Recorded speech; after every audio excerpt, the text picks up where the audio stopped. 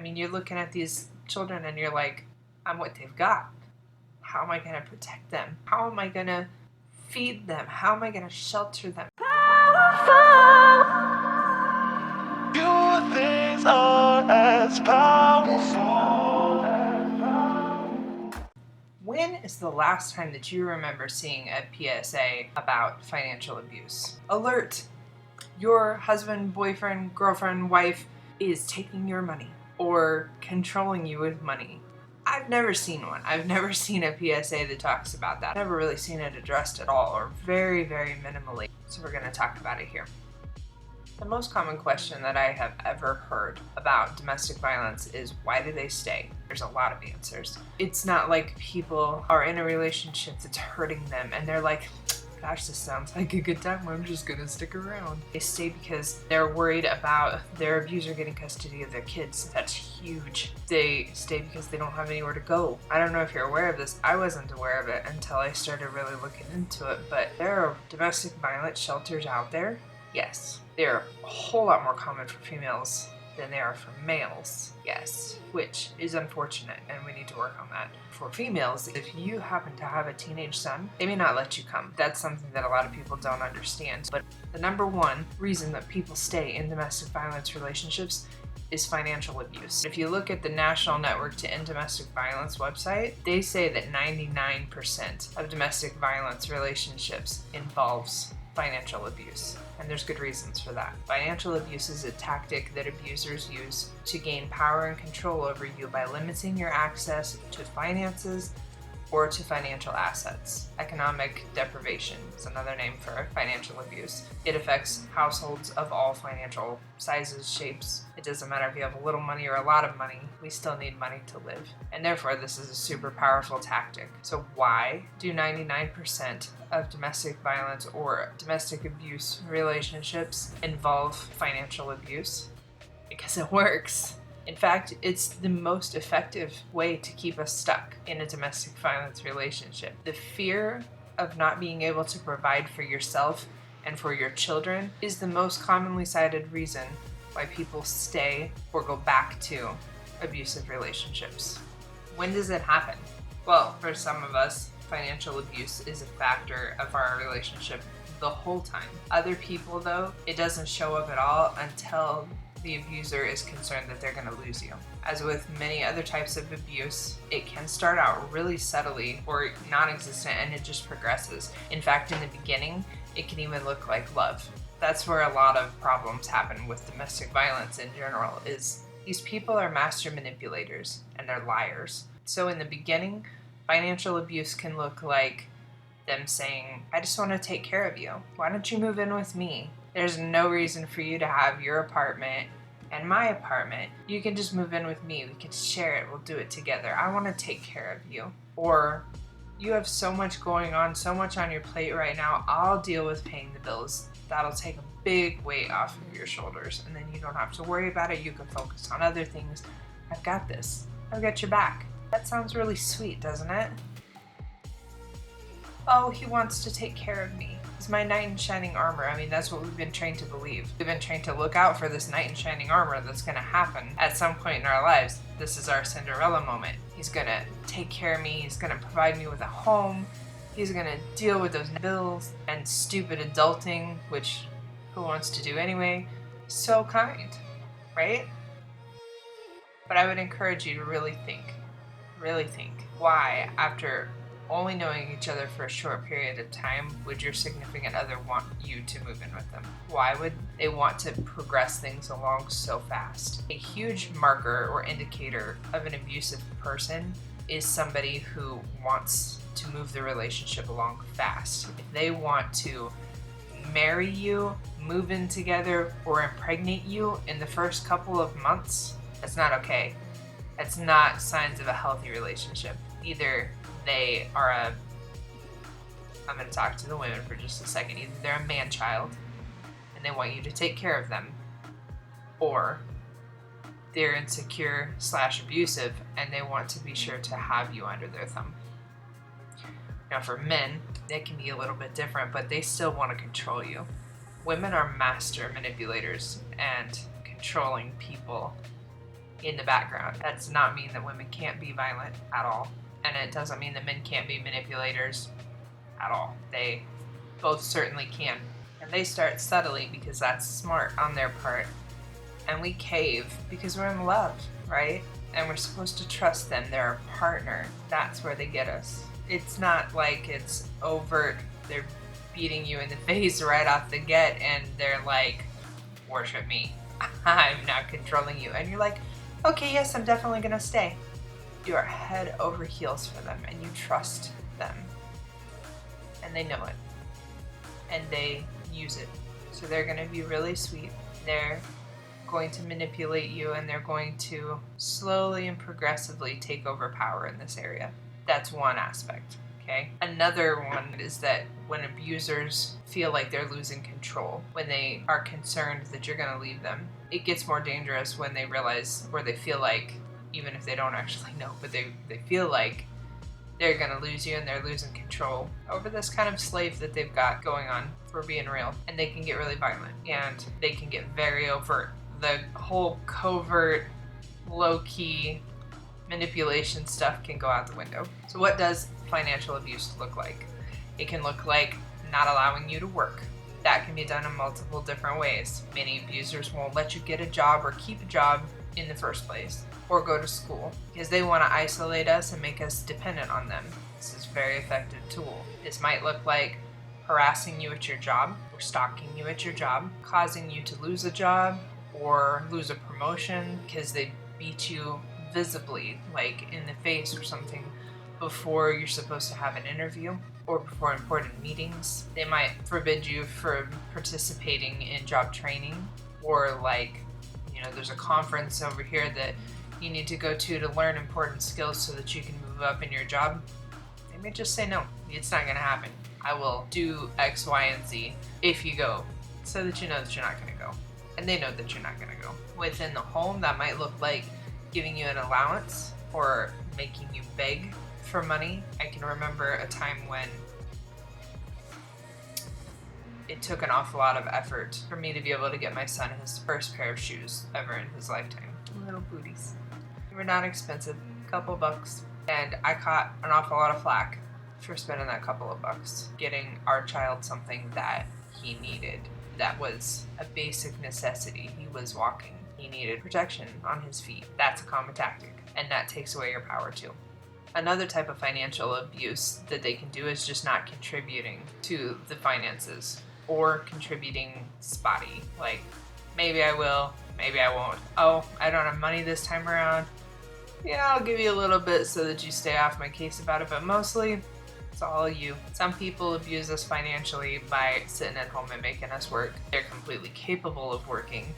They just don't want to. And what they want is what's important, just like in other forms of abuse. It's not about what you want or need that's important. It's about what they want. Sometimes they'll give you all the responsibility. They'll have you work, they'll have you pay the bills, they'll have you do everything. They want nothing to do with any of it. They refuse to take responsibility as an adult for any of it. Other times, they'll make us work, but take our money. So it's fine for you to go out and work and have a job, but you don't get to deal with your money at all. You do not get to have access to the things that you made, the money that you made, the assets that you have. They're not yours. Yes, you have to do the work, just like a slave, but you don't get that money. This can look like not including you in investment or banking decisions. This might look like not giving you access to bank accounts, running up large amounts of debt in your name, stealing your property or your identity even, forcing you to commit fraud by forcing you to write bad checks, file fraudulent tax returns, filing false insurance claims. It might look like withholding money for basic needs like food and utilities, medicine. It might look like forcing you to work in a family business without pay.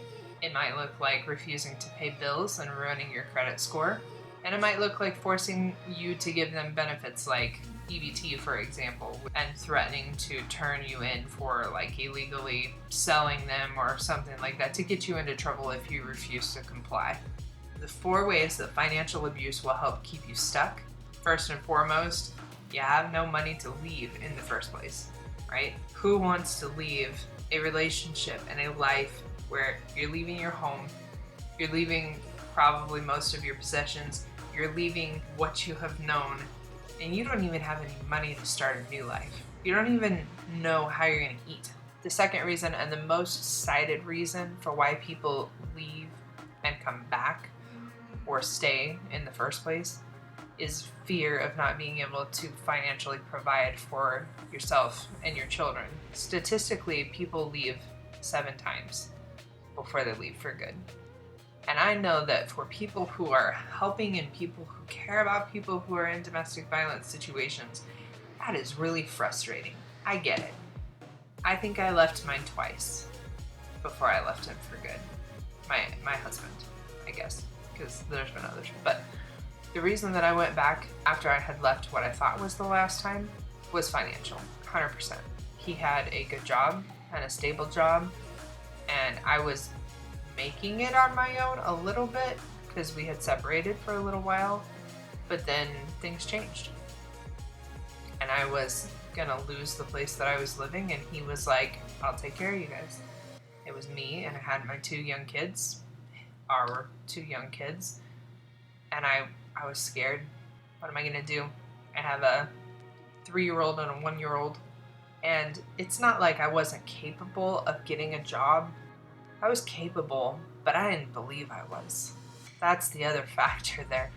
Depending on how long you were in a relationship, some people have been in abusive relationships for 20 years, 30 years. I can't even imagine. I was in there for a couple of years and I was almost nothing when I got out. I didn't believe that I could do anything.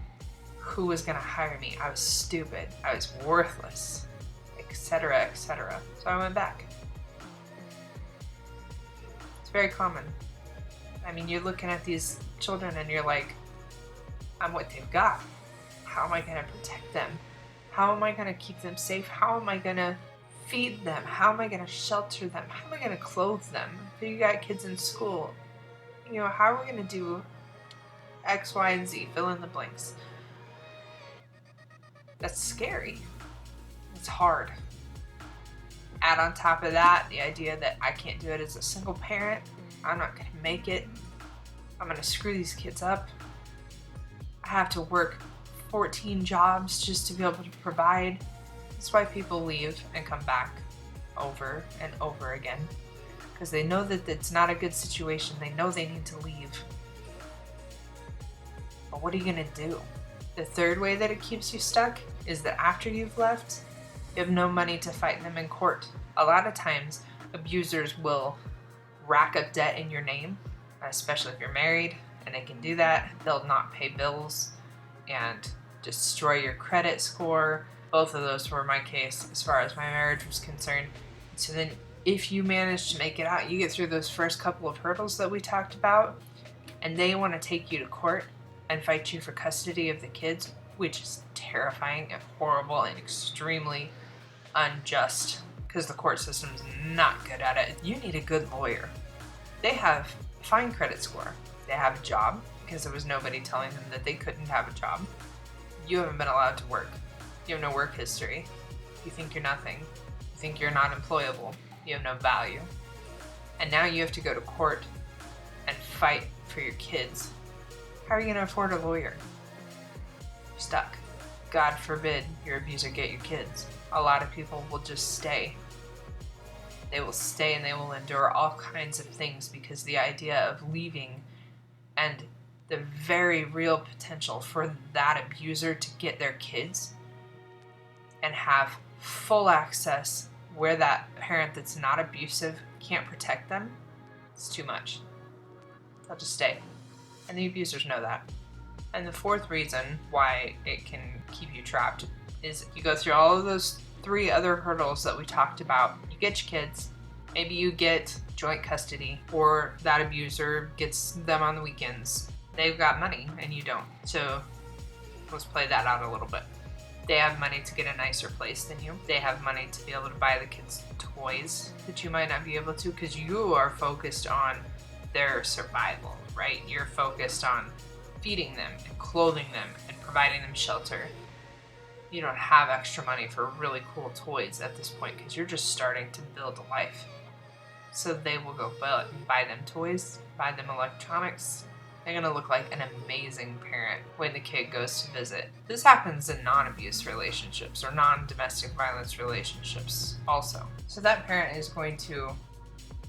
can use that against you. They can use that as a manipulation tactic to your kids so that those kids might want to spend more time with them and less time with you. They might think that they're great and you suck because you have to work and you're tired and you're stressed out, so you're liable to be more cranky more often, and for a while your abuser can be a really nice person, right? I mean, they got you. They can be a really nice person to your kids too, to try to swing them to hate you or just to like them more. Either way, after you've been through so much, it is extremely destructive to a person. So in conclusion, when you think of domestic violence, you don't think about finances, even though they're a very real and significant part of it. The fact that you thought that there was money in that bank account and now all of a sudden there isn't, it's not crazy. The fact that you thought that he or she wanted to take care of you, they love you and they support you and they're just trying to help, and somehow that became a nightmare.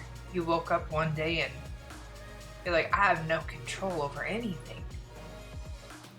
I couldn't leave if I wanted to. I have no money. They don't let me work. Or they let me work, but they watch me from across the street every day while I'm there. And if I talk to anybody for any amount of time too long, boy, I hear about it when I get home.